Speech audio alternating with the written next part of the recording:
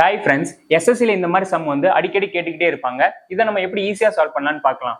அதாவது ரூட்டுக்குள்ள 154+3 அகைன் ரூட்டுக்குள்ள 154+3 இப்படி போய்கிட்டே இருக்கு, இன்ஃபினிட்டிவா இருக்கு. இதெல்லாம் ஆட் பண்ணா என்னன்னு கேட்குறாங்க. இது வந்து சிம்பிள். இப்போ இந்த 154 ஸ்பிளிட் பண்ணுவோம். எப்படி ஸ்பிளிட் பண்ணுவோம் அப்படின்னா, இந்த ஸ்பிளிட் பண்ற ரெண்டு நம்பரும் இந்த 3ன்ற டிஃபரன்ஸ்ல இருக்கணும். இப்போ நான் இதை வந்து 154 எப்படி ஸ்பிளிட் பண்றேன் அப்படின்னா 14 into 11 அப்படின்னு சொல்லிட்டு ஸ்பிளிட் பண்றேன். இப்போ 14 into 11 எவ்வளோ?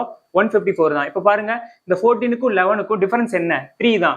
இப்போ இங்க பிளஸ் பிளஸ் பிளஸ் போய்கிட்டு இருக்கனால லார்ஜஸ்ட் வேல்யூ தான் ஆன்சர். அப்ப இந்த கொஸ்டினோட ஆன்சர் இதெல்லாம் ஆட் பண்ணா என்ன வரும்? 14 வரும். நெக்ஸ்ட் வந்து இதை ஸ்பிளிட் பண்ணுவோம் பாருங்களேன். இப்ப 715 ஸ்பிளிட் பண்ணுவோம். இது எப்படி ஸ்பிளிட் பண்றது? 30 into 25 எவ்வளோ? 750 தானே. ஏன்னா 3 into 25 75. ஆக ஒரு 0 மல்டிப்ளை பண்ணோம்னா 750 ஆயிடுச்சு. இப்போ இதோட டிஃபரன்ஸ் செக் பண்ணி பாக்குறேன், அதே 5 வருது. ஆனா இங்க என்னன்னா மைனஸ் மைனஸ் மைனஸ் போய்கிட்டு இருக்கா. அப்போ இதோட ஆன்சர் வந்து ஸ்மாலஸ்ட் வேல்யூ 25. அதாவது பிளஸ் பிளஸ் போய்கிட்டு இருந்துச்சுன்னா லார்ஜஸ்ட் வேல்யூ, மைனஸ் மைனஸ் போயிட்டு இருந்துச்சுன்னா ஸ்மாலஸ்ட் வேல்யூ. நம்ம ஸ்பிளிட் பண்றப்ப கரெக்டா ஸ்பிளிட் பண்ணணும். இதோட டிஃபரன்ஸ் வரணும். இப்போ இதுக்கான ஆன்சர் என்னன்னு சொல்லிட்டு நீங்க சொல்லுங்க.